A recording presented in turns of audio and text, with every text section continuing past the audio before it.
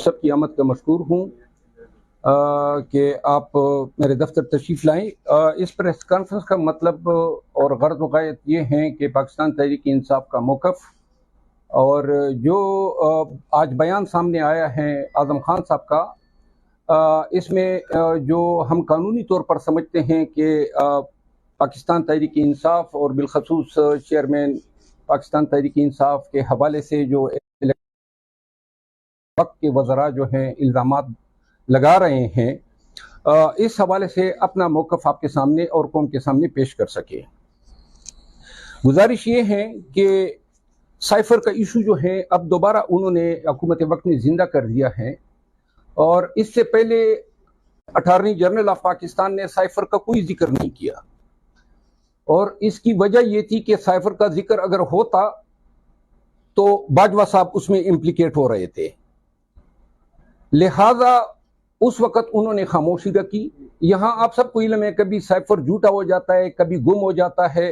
अलग तरतीब इन्होंने बहुत सारे बयानिए साइफ़र के हवाले से तब्दील किए। दूसरी बात यह है कि अभी मिनिस्टर इंटीरियर साहब ने ये जो स्टेटमेंट जारी की है कि जी ये ऑफिशियल सीक्रेट एक्ट की खिलाफ वर्जी हुई है, क्लासिफाइड डॉक्यूमेंट था जो रिलीज किया गया। कम अज कम आज इनके इस बयानी से ये इज़हार हो रहा है कि ये साइफर को दुरुस्त या जेन्युइन तस्लीम कर रहे हैं, पहली बात। दूसरी बात ये है कि साइफर जो है वो कैबिनेट के सामने लाया गया, कैबिनेट ने उसको डी क्लासिफाई किया, डी क्लासिफिकेशन के बाद इसकी मिनट्स जो है तहरीर की गई। अब बात यहां तक महदूद नहीं थी, 2 दफा साइफर जो है वो नेशनल सिक्योरिटी काउंसिल के सामने लाया गया, और जो मौजूदा वजीर आजम हैं शहबाज शरीफ साहब, उन्होंने उस वक्त के जो यूएस में पाकिस्तान के सफीर थे असद मजीद साहब, उनको जो है बुलाया नेशनल सिक्योरिटी काउंसिल की मीटिंग में, जहां एम्बेसडर साहब ने साइफर के कंटेंट्स की तस्दीक कर दी। साइफर का सिलसिला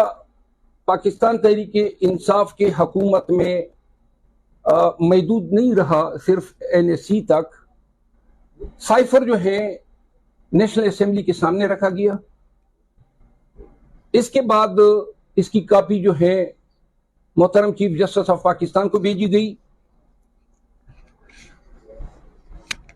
जब ये सारा पाकिस्तान तहरीक इंसाफ ने ये अपने वक्त में जब इनकी हुकूमत आई तो पाकिस्तान तहरीक इंसाफ ने उस वक्त अपना मौक़िफ़ दिया कि हम साइफर की इशू पे जुडिशल कमीशन या जुडिशल इंक्वायरी का मुतालबा करते हैं, और वो मुतालबा जो है आज तक हुकूमत ने तस्लीम नहीं किया। अगर कोई हमारे पाकिस्तान तहरीक इंसाफ के पार्ट पे या चेयरमैन पाकिस्तान तहरीक इंसाफ के पार्ट पे किसी किस्म की जुर्म का इर्तिकाब हुआ होगा, या कोई इलीगलिटी है, या कोई ऑफिशियल सीक्रेट जो है वो तश्त-ए-बाम किया गया है, तो जो भी सुप्रीम कोर्ट ऑफ पाकिस्तान का ऑनरेबल जज जो है या जजेस या किसी भी हाई कोर्ट का जज या जज साहिबान जो इंक्वायरी कर रहे होंगे, उनके सामने तमाम शवाहिद आ जाते, और अगर इतने हाई लेवल पे ये इंक्वायरी हो जाती तो हुकूमत वक्त के इस मौक़िफ़ की बड़ी तायीद हो जाती कि वाकई जो उनका बयानिया है वो दुरुस्त है। गुजारिश ये है कि आज दोबारा ये चीज रख दी गई है कि डोनाल्ड लू ने उस वक्त के सफीर को ये पैगाम जो दिया था वो उस वक्त के आर्मी चीफ के लिए दिया था, जनरल बाजवा साहब के लिए, कि जी आप हुकूमत को चलता कर दें। अब हुकूमत ने इस पे ये एक्शन लिया कि अमेरिकन या यूएस गवर्नमेंट का पाकिस्तान के अंदरूनी मामलात में मुदाखलत का कोई हक नहीं है। पाकिस्तानी जो है वो अमरीकियों के बादगुजार नहीं है। ये हमारी कौमी गैरत ये तकाजा करती है कि कोई भी बैरूनी ताकत जो है पाकिस्तान के अंदरूनी मामलात को इस तरीके से इंपोर्टेड हुकूमत को अवाम पर मुसल्लत करने या पाकिस्तान में मिनिस्ट्रियल चेंजेस को लाए, तो ये पाकिस्तान के अवाम और पाकिस्तान की कौमी गैरत पे एक ताज़ियाना है।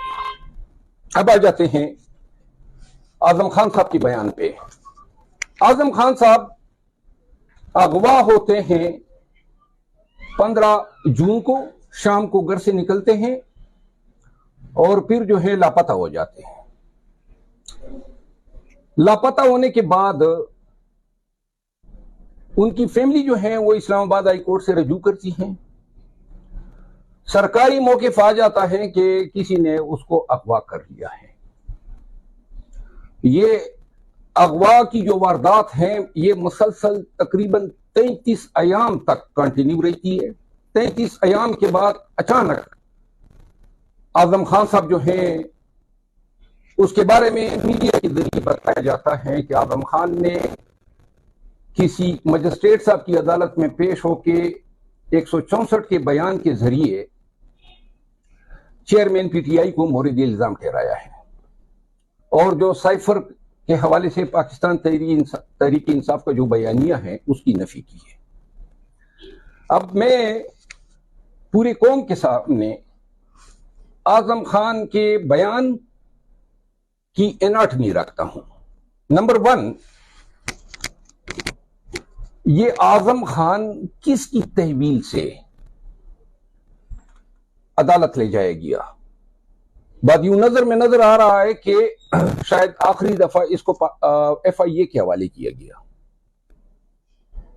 जब FIA के पास ये